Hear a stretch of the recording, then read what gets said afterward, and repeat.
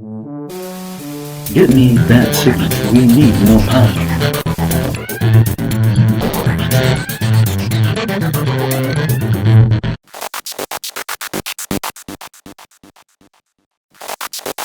I like pretty much everything about my character because I manipulate my character to be all the things I really like to do.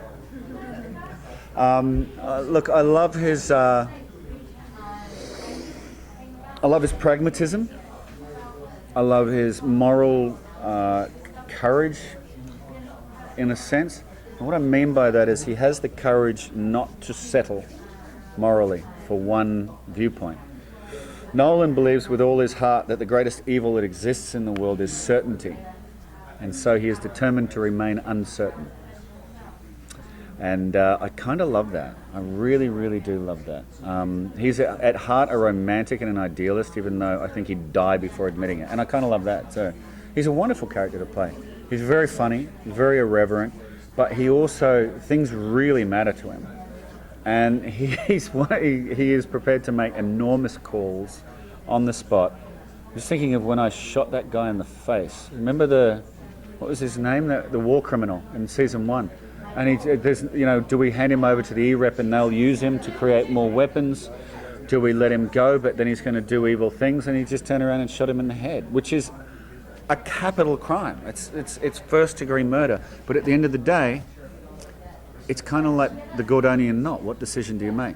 I don't know if I could ever make that decision. I don't know if I agree with that decision. I actually think I don't agree with that decision in a moral universe. But I certainly admire his courage. Yeah. What happened was this cast signed on that was really strong, and I thought was a phenomenal cast. Anywhere on any network in America, it was a phenomenal cast. We got so lucky. It's great fun working with all of them. I love working with all of them for different reasons. But Steph, it's just something there, From the first day, we have a scene that comes up in the second season that's very, very hard on us. It was a tough scene to shoot. And when Kevin brought it to us and we put it in the read-through, we read it in the read-through flat, and then we refused to read it again. And they were all after us. The director wanted to rehearse it, and we refused. Then Michael Nankin, who's our executive producer, got into the thing, and he said, "We really need you to rehearse it." And we said, "No, we're not. We won't rehearse it." And we just do that. We bond together. And we knew that on that one that we should never speak those words until we had to speak those words. When you get to work with somebody and you have that innate understanding of each other, it's very rare. The last time I had that relationship with another, well, I've been fortunate. I've had it a few times, but it's rare and it's to be treasured, So that one's a special There's one scene, and I'm so proud of this scene, where I go and ask Pottinger for the Adreno, and my lip was twitching. And it was kind of like, it's like she wanted it so bad she could almost taste it. And I really wanted to reveal it because someone had told me that that's what it's like when drugs are in front of you, and like you're just waiting for that fix, and you want it. It's like you can already taste it before it's in you, and you're just like, and so I was really trying to create that like need. I would say all of episode 5 was extremely challenging. The whole ego implant and the addiction and all of that.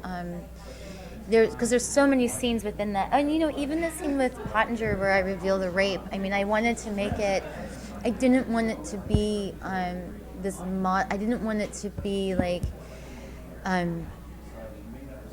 When you're given a very dramatic story as an actor, sometimes it's more heartbreaking if you play against the drama, because if you play into the drama, it becomes melodramatic. And so to try and play against it and find those moments where she could kind of smile, and even though it's so painful what she's saying, to find that bit of hope within it.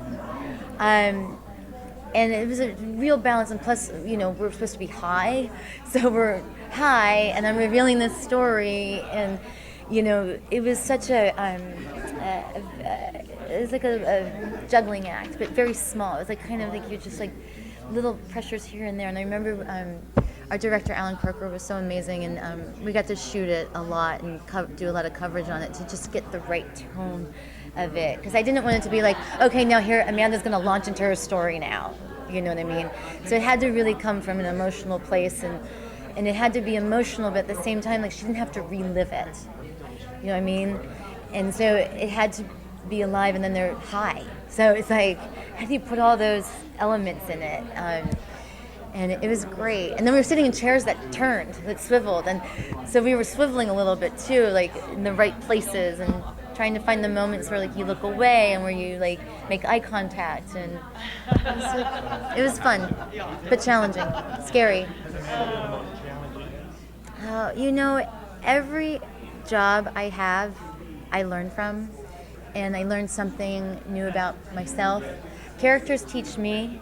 It's like interesting. Characters inform me as well as much as I inform the character, and so there's certain lessons you take away.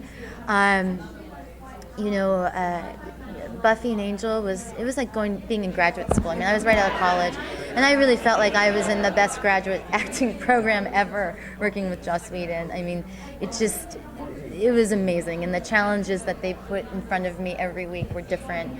And Darla was such an epic, exotic character. I mean, she was 400 years old. And they allowed us to play. They allowed us to make choices. And if they failed, it was okay. It was like you could just make a choice, make a strong choice. And so it was one of the best experiences I've ever had. And evolving, you know, from there into Rita. I mean, Rita's obviously the most vulnerable character I've played, but you know, she helped me hone my craft on damaged women. And then and going from there into stronger female characters, I mean, I think every character ends up being like, I feel like all the women I've played before are there with Amanda, like in the background, you know, all their different elements and sides, because I take away something from them, from each and every one. You know, it's a lot of the same fans. I mean, I like to joke around and say the Buffy Angel fans grew up and became the Dexter fans, and then they all kind of followed me over to Defiance, which is awesome.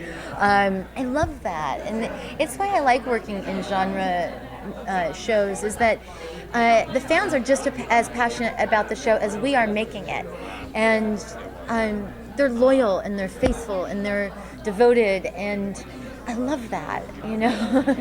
So it's great. It's been fantastic. I think that, you know, she almost spoke in a half. She always spoke in a half whisper in the first season, and probably her whole life. I mean, that was what was dictated to her culturally, because she's a woman. Not only that, you know, it's an honor culture. It's a very polite culture, and this has been dictated to her. And I think that sometimes, you know, when she hears that voice come out, it takes her by surprise as well. And so she's very much, it's a metaphor for her finding her voice, finding her power, and that's been really fun to play.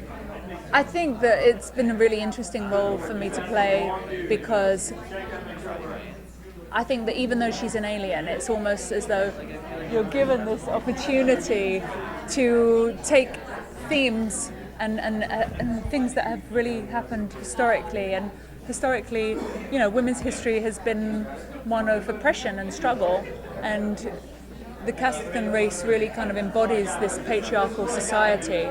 And, you know, we talk about equality today. Well, you know, that's a quantitative thing. I mean, I feel like we're still getting there, but we're certainly way, way ahead of the majority of the rest of the world. I mean, we're a tiny piece of this world. You don't have to travel too far to see terrible atrocities committed and accepted, you know, as you know, cultural norms, and it's, you know, it makes me as a human being angry. So it's quite satisfying to have Stahma. Yes, she's been oppressed, and her mother was oppressed, and every woman she ever knew back on Casti was, but actually she's waking up and she's becoming conscious and she's asserting herself, and you know, that gives me tingles. Get me that signal. We need more power.